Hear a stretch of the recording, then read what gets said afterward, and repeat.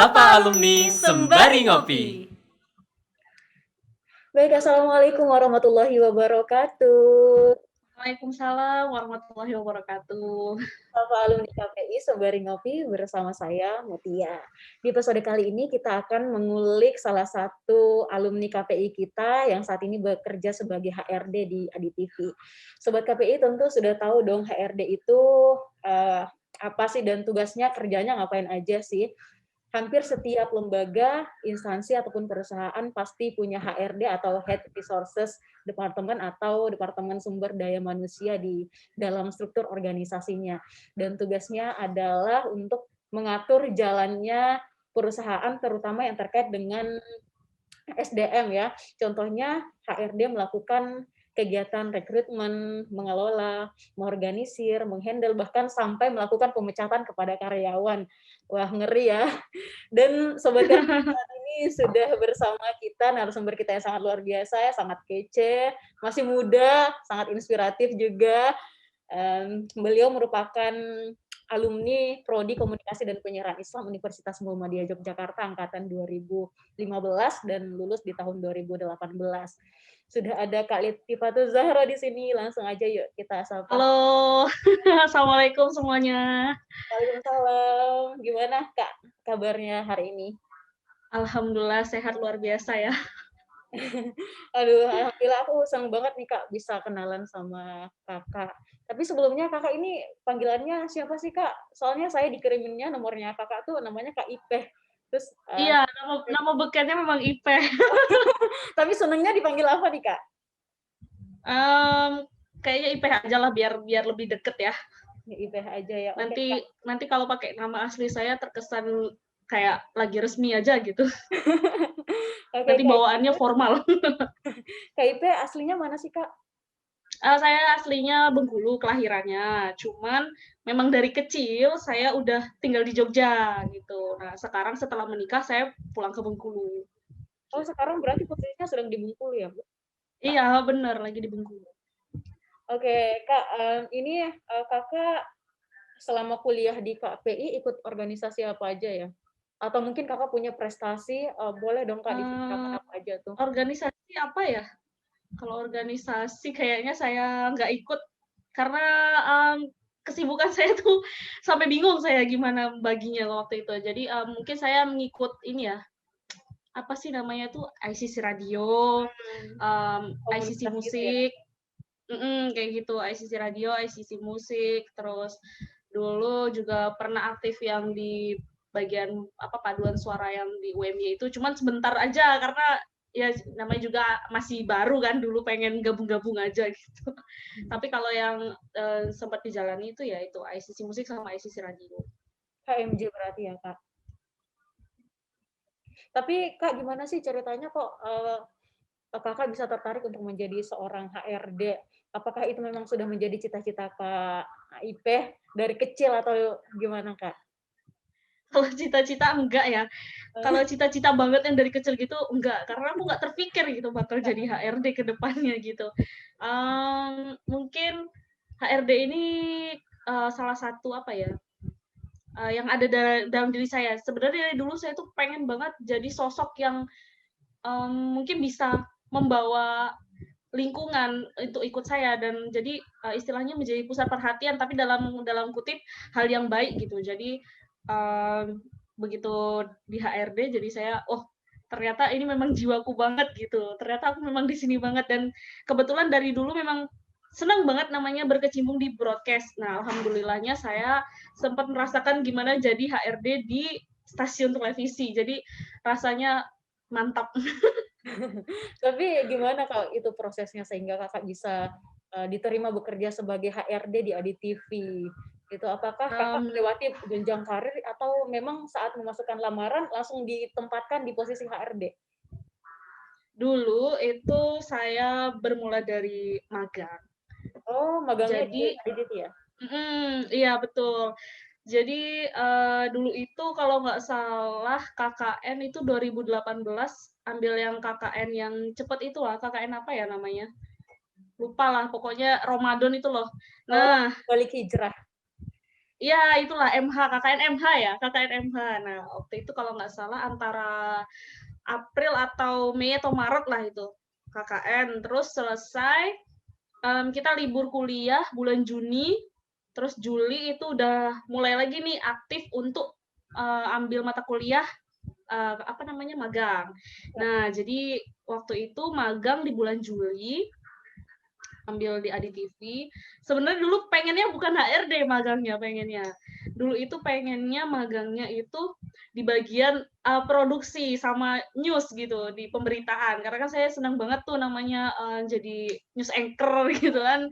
Seneng lah pokoknya sama sesuatu yang menyiarkan kayak gitu. Nah, jadi waktu itu pengennya itu. Ternyata dari pihak Adi TV-nya menarik saya, jadi wawancara dulu nih waktu itu, wawancara, terus kita juga masukin kayak mau kerja sih, cuman beda CV-nya ini adalah CV magang gitu. Terus sama kayak ada kayak istilahnya garapan selama kita kuliah dulu, kita udah tahu apa aja nih tentang broadcast, tentang ini. Nah, waktu itu saya mau masuknya yang news sama program, jadi ulasan tulisan saya mengenai program, mengenai news gitu. Nah, waktu wawancara ternyata saya ini ditariknya di HRD gitu. Jadi maganglah di HRD, terus punya supervisi langsung yang dia manajer HRD. Jadi ya udah akhirnya kayak saya magang itu 3 bulan ya, standar dari kampus kan 3 bulan minimal dari Juli. Nah, terus begitu Juli, Agustus, September, nah Oktober itu saya tanda tangan kontrak. Diangkat jadi apa namanya HRD di situ. Terus saya kan pertama ditanyain gini terus yang bener ini gitu. Ya nggak nyangka aja gitu kan loh, beneran ini, tapi saya belum selesai kuliah gitu. Saya sampaikan semua saya. Kenapa? Berapa saat itu? Semester ya habis magang itu semester berapa ya? Belum garap skripsi lah. Terus akhirnya ya? nah terus saya bilang saya belum selesai kuliah, masih kuliah, tapi ya udah masuk semester akhir lah jatuhnya. Terus saya juga baru selesai magang, belum menyelesaikan laporan magang, laporan KKN itu juga masih garap, terus skripsi belum jalan, itu baru sampai bab 3 kalau nggak salah. Baru habis sempro banget itu, terus macet, udah nggak jalan lagi kan waktu itu. Terus ya udah akhirnya iya gini-gini, terus langsung ditanyain langsung sama Bapak Direktur, Bapak Rangga. Terus kemudian ya udah gini-gini, kalau kamu memang bersedia ya silahkan gitu. Apa namanya, kalau ketika pas waktu itu jadi saya udah masukkan semua berkas ini, oh ya udahlah Pak, ini saya sampaikan semua di pintu. Saya sampaikan semua apa namanya, ini Pak, jadi saya memang masih kuliah begini, terus saya juga masih ini, saya sampaikan semua kepada manajer HRD saya. Nah, kemudian dari pihak mereka nggak masalah gitu. Jadi nanti kita bisa sistemnya, mungkin kalau nge-trend sekarang freelance ya gitu. Cuman dulu ya saya pakai ada tanda tangan kontraknya itu jadi saya istilahnya ditargetkan. Nanti kalau kamu sampai 2018 belum lulus, nanti kita nggak bisa perpanjang gitu untuk menjadi karyawan yang benar-benar di situ, yang udah istilahnya di kontrak 1 tahun ke depan, 2 tahun ke depan kayak gitu. Nah, terus itu jadi kayak suatu wow, apaan nih? Jadi aku harus nyelesain skripsi, nyelesain laporan magang, terus harus menyelesaikan apa namanya? Tadi laporan KKN. Nah, itu jadi rangkap 3 itu semua saya garap sesingkat mungkin. Jadi ya udah bismillah aja lah. Minta restu orang tua juga. Ayah gini, Bunda gini. Jadi minta restu aja, udah bismillah jalanin. Udah akhirnya udah saya jalani. Ya udah akhirnya setelah dijalani, alhamdulillah saya lulus 2018 ya, jadi kuliah waktu itu hanya 3 tahun. Alhamdulillah. Terus akhirnya begitu lulus saya langsung urus berkas semua cepet-cepet, pokoknya kelarin lah. Nah itu saya langsung masukkan ke Adi TV untuk berkas lanjutan nih, bahwa saya sudah S1 sekarang begini gitu. Nah, di samping mencapai itu, saya juga harus nyambi laporan magang dan KKN itu tadi. Jadi gitu asal mulanya. Terus akhirnya berlanjutlah sampai 2 tahun di sana. Terus habis menikah saya resign, pindah, terus akhirnya jadi HRD di Bengkulu ini, di perusahaan yang berbeda. Oh, sekarang di mana perusahaan apa Pak? Boleh nih sebut merek. Boleh, boleh. Iya, saya sempat jadi HRD di PT Anugrah Kuba Mandiri kalau nggak salah, singkatannya AKM gitu. Di situ. Terus ya udah akhirnya saya juga waktu itu hamil posisinya. Ya. Jadi dari saran dokter juga boleh capek-capek, akhirnya saya mengajukan resign karena memang waktu itu sempat bed rest kan dengan kondisi yang tidak memungkinkan. Terus akhirnya ya udah sekarang jadi HRD online istilahnya. Jadi punya konten yang berbau tentang dunia HRD, pekerjaan, interview, dan segala macam. Nah, di samping itu saya juga menerima istilahnya kalau ada yang mengundang saya panggilan untuk konsultasi atau untuk mengisi, itu sampai sekarang masih berjalan. Gitu. Wah, tapi banyak orang nih Kak yang bilang bahwa menjadi seorang HRD itu pekerjaan yang sulit, tidak mudah gitu ya, termasuk saya juga. Apalagi image-nya seorang HRD ini kan rada serem ya Mbak. Ya kayak ya nggak sih? Karena HRD ini yang menentukan seseorang bisa diterima di perusahaan atau tidak, dan HRD juga yang Iya, menentukan benar. seorang karyawan ini masih layak tidak bekerja di perusahaan ini atau tidak. Nah, itu gimana sih Kak dalam prosesnya? Apakah memang sesulit itu? Kalau dibilang sulit, sebenarnya bukan sulit ya, tapi susah-susah seneng tuh kayak lebih cocoknya. Senengnya ada, jadi susahnya ada, jadi sangat sempurna lah istilahnya. Jadi kalau dibilang susah, mungkin susahnya kita harus istilahnya benar-benar melakukan amanah besar ini nggak main-main, terutama di bidang perekrutan karyawan, karena kita harus mencari karyawan atau calon karyawan yang berpotensi nih untuk inventaris kantor kan istilahnya. Karyawan ini adalah aset yang sangat istilahnya harus dikembangkan dengan benefit ke depannya supaya karyawan ini bisa berkembang terus dan bertahan ke depannya gitu kan. Nah, hal ini mungkin yang menjadi istilahnya suatu tantangan besar ya buat HRD, itu gimana sih caranya supaya kita tuh benar-benar dalam HRD perusahaan ini kita tuh sangat memberikan fungsi yang baik gitu dan menjalankan sebagaimana mestinya. Selain rekrutan, kita juga harus bisa scoring. Jadi kalau kita lagi mau interview karyawan kan ada tes psikotesnya, mungkin DISC atau yang lain. Nah, ini kan juga berkaitan dengan psikologi ya. Jadi kita juga harus paham scoring, terus lebih baik lagi kalau kita menguasai ilmu grafologi. Jadi kita bisa membaca karakter orang lewat tulisan nih. Jadi kan kalau kita interview, ada interview tertulis atau nanti wawancara kan itu banyak step-stepnya. Nah, itu semua memang yang saya miliki. Jadi saya punya bekal grafologi, jadi ketika magang itu ya saya terapkan, terus akhirnya ya mungkin itu juga salah satu nilai plus untuk ditarik menjadi HRD karena saya memumpuni di bidang itu gitu. Jadi terus kalau jadi HRD itu nggak sembarang mecat ya. Mungkin orang enak ya jadi HRD itu pecat ini pecat itu gitu. Sebenarnya banyak banget yang bilang ini. Sebenarnya HRD tuh lebih tepatnya adalah musuh karyawan ya.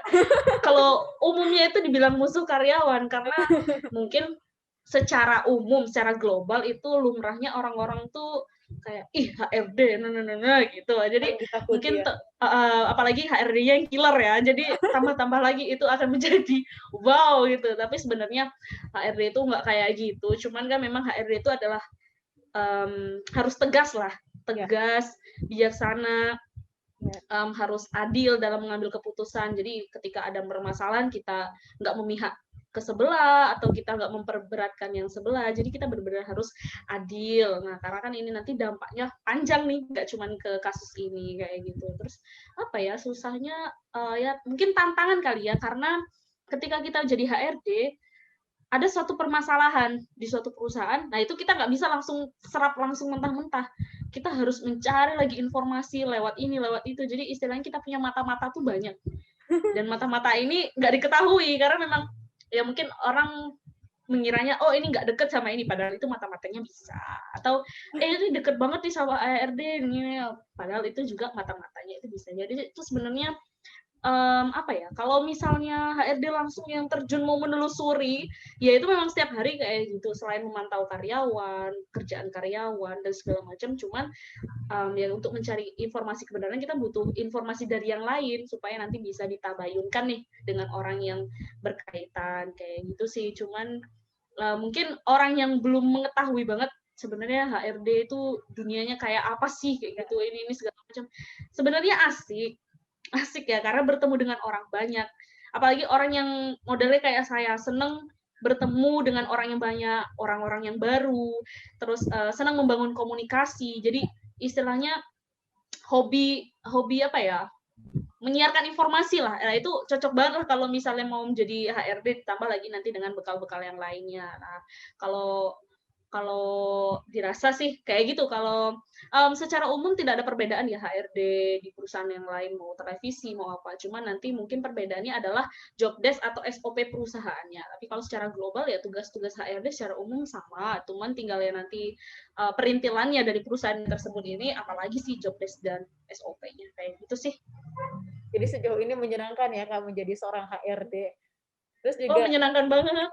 Apalagi motong gaji karyawan. Tantangannya tadi Kak, selain yang sudah disebutkan yang tadi, apa sih Kak tantangan yang paling berat, satu tantangannya selama bekerja sebagai HRD? Paling berat? Iya. Kalau dibilang paling, nggak bisa ya, karena semuanya berat. Karena bukan main-main nih, jangan main-main kalau nge-training sekarang gitu. Jangan main-main. Iya, karena salah sedikit, HRD-nya akan jadi sorotan. Ya. Gitu. Jadi sama halnya ketika di perusahaan itu ada peraturan nih, tapi kita sendiri nggak menjalankan. Contoh, sehari-hari mungkin ada jadwal seragam, dari Senin sampai Kamis seragamnya ini, nanti Jumat ini, terus Sabtu ini, segala macam ini. Nah kalau kita dari sendiri nggak berseragam, terus nggak pakai nemtek, nggak pakai atribut kerja lah. Kalau kita mau negur karyawan yang lain nggak berseragam kan itu jatuhnya kayak, lah kamu aja HRD-nya nggak pakai. Nah, ini kan jadi sesuatu yang harus, istilahnya kita juga harus taat peraturannya itu, mencontohkan yang jauh lebih baik gitu, supaya istilahnya, oh ternyata memang HRD itu menegaskan adanya aturan ini, dia juga melaksanain gitu, nggak yang istilahnya jarkoni lah, ngajari lah ngelakoni gitu kan, bahasa Jawanya kayak gitu. Jadi ya mungkin itu juga salah satu tantangan terberat ya, karena saya itu orangnya nggak suka berseragam sebenarnya. Sukanya yang bebas aja kostumnya. Suka misal hari ini Senin aku maunya yang suasananya langit, aku pakai warna biru, Selasa yang gini-gini. Karena aku memang orangnya sebenarnya sepertinya kayak gitu. Jadi itu tantangan terberat salah satunya. Wah, tapi saya dengar-dengar nih, Kakak ini selain bekerja sebagai HRD juga punya usaha, punya bisnis.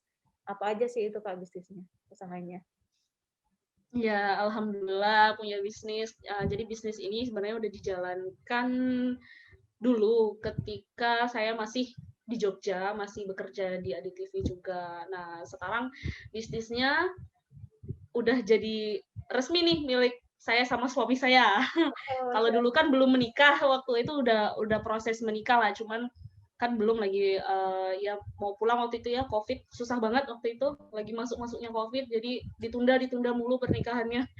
Jadi ya bisnis ini pertama kali didirikan di Jogja, namanya Zimilk Jogja, tempatnya di Klebengan, di Gor Klebengan, tahu ya pasti, yang suka berkelana pasti tahu lah.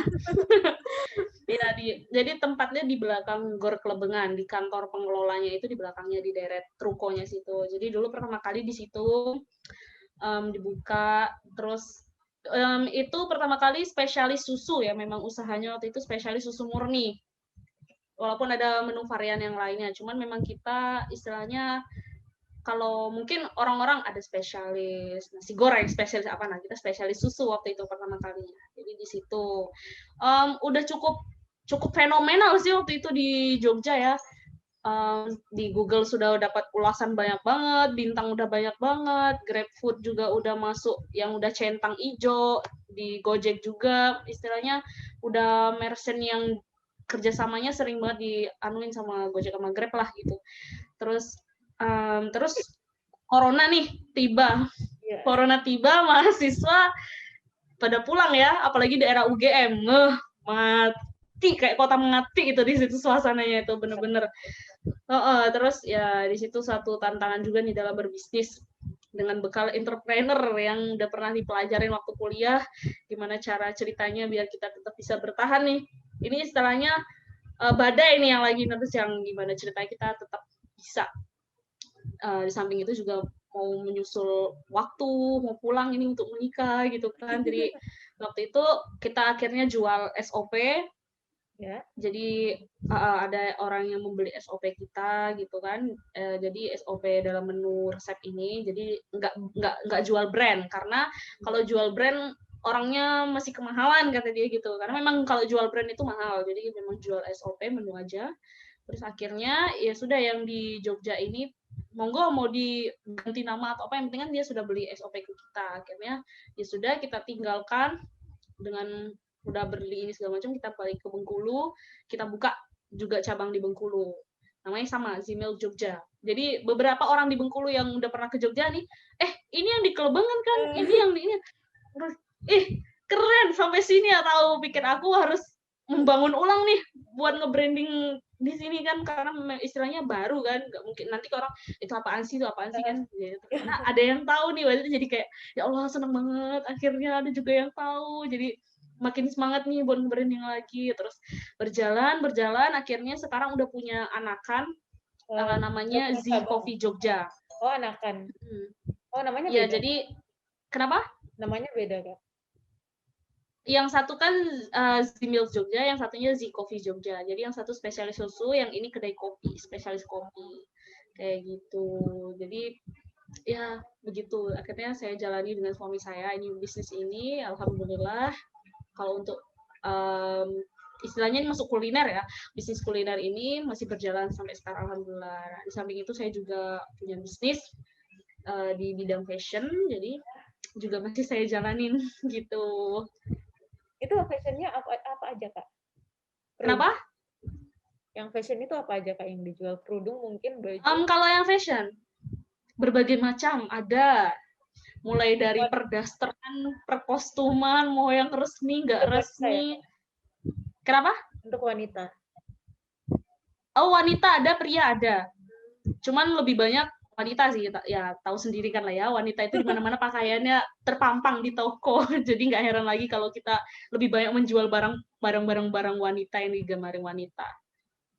Oke Kak, ini Kakak pernah ada ini nggak sih pengalaman gitu atau peristiwa yang Kakak itu nggak bisa lupakan, yang membekas sampai sekarang di benak Kakak, yang membuat Kakak jadi seperti sekarang, membuat Kakak, menurut Kakak peristiwa itu yang membuat Kakak menjadi Kak Ipeh yang sekarang? Ada nggak sih selama kuliah di KPI? Oh, peristiwa selama kuliah? Iya. Yang membekas sampai sekarang? Yang membuat Kakak jadi seperti sekarang? Menurut saya semua itu berkesan ya selama kuliah di KPI. Ya. Karena selepas kita istilahnya kuliah selepas SMA menuju kuliah, ya walaupun kita SMA itu sudah penjurusan ya, tentunya di sekolah-sekolah udah ada penjurusan ya, mau IPA, IPS, agama dan bahasa, atau agama aja atau bahasa aja. Nah, waktu kita kuliah ini adalah saatnya kita untuk pematangan diri. Secara pribadi menurut saya seperti itu. Jadi misalnya ketika kita kuliah udah ambil KPI, jadi kita harus istilahnya mencintai sepenuh hati nih program jurusan yang udah kita ambil, supaya nanti kita selama berkuliah itu berjalan lancar, rasa ikhlas hadir, jadi ilmu pun gampang diserap ya. Dan menurut saya ini sangat berkesan sekali di KPI, karena di sini saya bisa ketemu dengan dosen-dosen yang hebat, yang super sabar. Menurut saya sabar banget ngadapin mahasiswa-mahasiswa, apalagi angkatan saya dulu, itu Masya Allah, pokoknya kalian yang nonton tahu sendiri lah ya, kalian gimana kita dulu kuliah. Itu Masya Allah banget lah. Belum ngadepin yang sering TA, belum ngadepin lagi yang suka lari ke burjo, belum lagi ngadepin, ya Allah, itu sabar banget. Dosen-dosen KPI itu sabar banget, nggak ada yang istilahnya sanksi yang luar biasa gitu, nggak, sangat sayang banget kayaknya dosen tuh ke kita gitu. Jadi selain itu juga materi-materi kuliahnya sangat asik ya, mulai dari pelajarannya yang ilmu komunikasi massa, entrepreneur, terus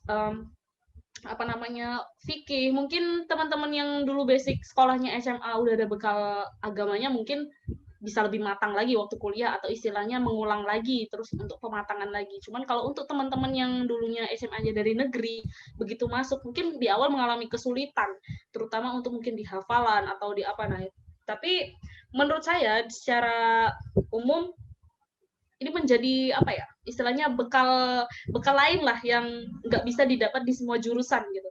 Selain kita belajar broadcast, kita juga belajar gimana itu konseling, terus selain itu kita juga harus secara nggak langsung kita menjadi pendakwah.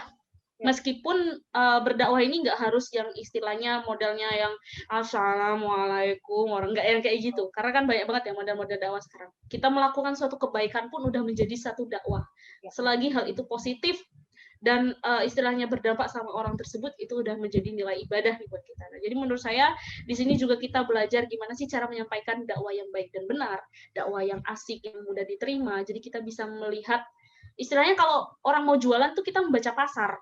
Nah, kalau berdakwah ini kita melihat apa yang digemari oleh masyarakat, seperti apa sih metodenya. Ini kan banyak ustadz-ustadz yang sekarang ya udah nggak model zaman old banget, zaman kekinian banget, itu banyak banget digemarin. Dan saya seneng sih ngelihatnya, oh ternyata perkembangan dakwah di era sekarang tuh makin dicintai ya dengan adanya kecanggihan digital, dengan model-model sekarang gitu. Jadi nggak yang harus di masjid berdakwahnya, nggak yang harus di suatu rumah, misalnya orang datang, nggak gitu. Jadi menurut saya sangat berkesan banget kuliah di KPI, apalagi ilmu-ilmu broadcast-nya ya, dan konseling sangat bermanfaat bagi saya. Jadi bisa membekali saya sampai sekarang ya, dengan buku-buku yang tebal-tebalnya itu ampuh banget. Masya Allah ya. Mungkin terakhir Kak, Kakak mungkin boleh Kak memberikan wejangan, motivasi atau nasihat-nasihat ke Sobat KPI ini yang lagi nonton dimanapun berada ya, termasuk saya juga, biar kita bisa semangat, tambah semangat mengejar mimpi-mimpi kita, terutama buat teman-teman yang pengen juga jadi HRD kayak Kak Ipeh ini. Boleh dong Kak? Motivasinya mungkin sama ya, seperti hal yang sudah pernah saya sampaikan dulu sama teman-teman adik-adik waktu kuliah umum. Kalau pengen jadi HRD ya, kalau pengen jadi HRD itu ya motivasinya banyak belajar pengetahuan yang baru, terus banyak baca buku-buku tentang undang-undang, terutama undang-undang ketenaga kerjaan ya. Kalau mau jadi HRD juga harus paham dan menguasai. Terus juga kita belajar gimana cara menulis istilahnya surat putusan yang resmi. Nah, itu juga kita harus belajar mungkin tata bahasa yang resmi, terus kata-kata yang baku, yang jarang kita ucapkanlah sehari-hari, istilahnya di bahasa-bahasa perusahaan. Nah, itu sebaiknya dimatangkan aja lagi itu kuliahnya, terus ditambah lagi ilmu-ilmu yang baru ini. Insya Allah udah sip banget lah dengan apa yang udah disampaikan di kampus ya, karena kita juga belajar ya waktu itu untuk jadi PR itu seperti apa, menjadi HRD itu seperti apa, menjadi marketing itu juga kita belajar.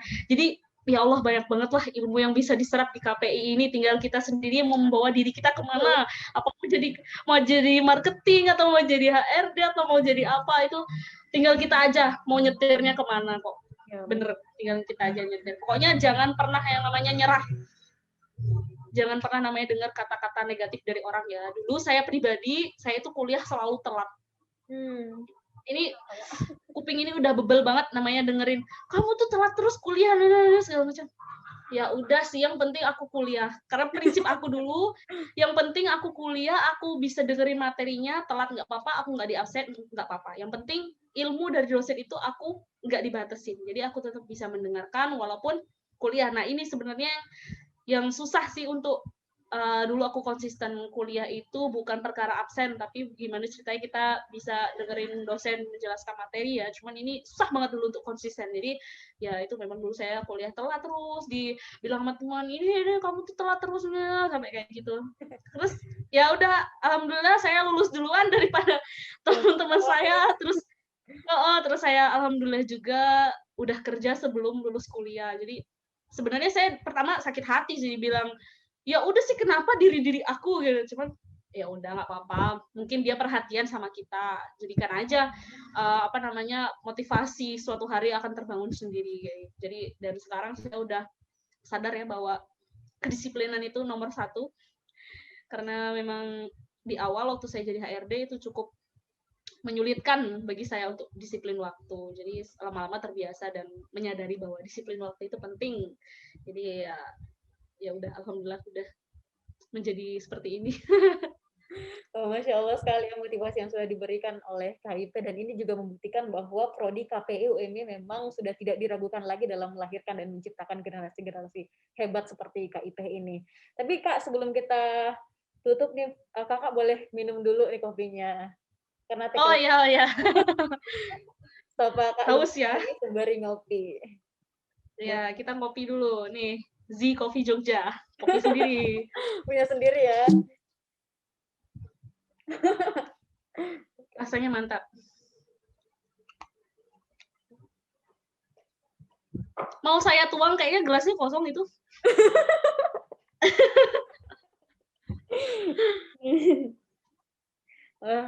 Dan untuk sekali lagi saya ucapkan terima kasih banyak ya Kak atas Sama-sama, senang banget bisa diundang podcast KPI.